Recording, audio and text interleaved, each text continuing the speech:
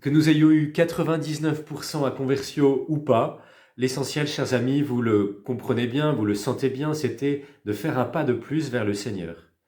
Et ce carême a certainement été difficile, il y a eu des combats, il y a eu des grâces, et d'ailleurs nous vous proposerons à l'issue de ce parcours de pouvoir partager les grâces que vous avez reçues.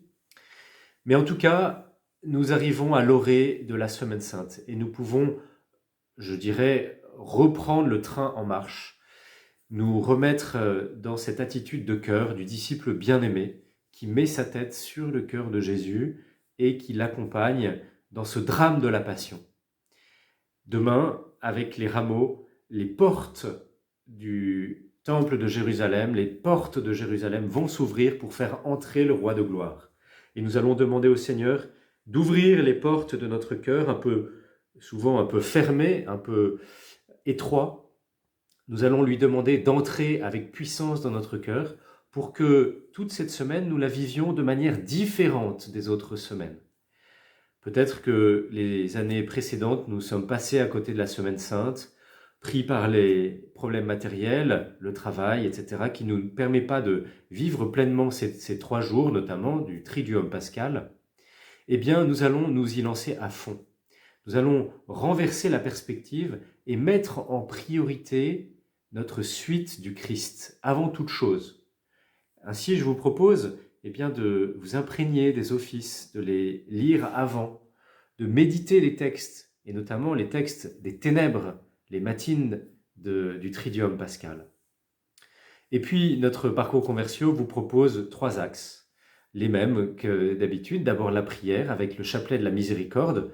Le chapelet de la miséricorde, on l'aime bien parce qu'il est assez court, mais surtout, on l'aime bien parce qu'il nous fait entrer directement dans le mystère pascal, dans cette eau et ce sang qui se déversent sur nous, sur l'humanité, pour le pardon de nos péchés et pour nous donner la vie.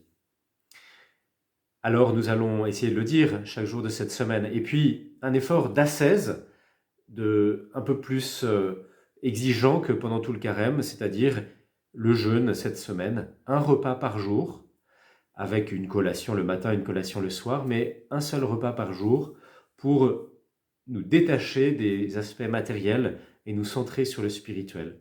Et puis enfin, un effort de fraternité, mais cette fois-ci, peut-être pas envers notre binôme ou des membres de notre famille ou qui nous accompagnent, mais un effort d'évangélisation. Voilà un bon moyen de mettre en œuvre la fraternité, c'est de témoigner de ce qui nous fait vivre autour de nous. On vous donne des moyens simples. Peut-être que cette semaine, vous pourriez prendre dans votre église le tract avec les horaires du Triduum pascal, les 3 jours saints, et les glisser dans les boîtes aux lettres qui sont autour de chez vous.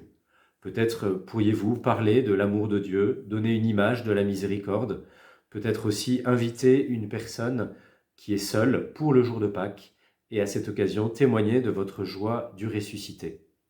Chers amis, ne loupez pas cette dernière semaine, cette semaine sainte.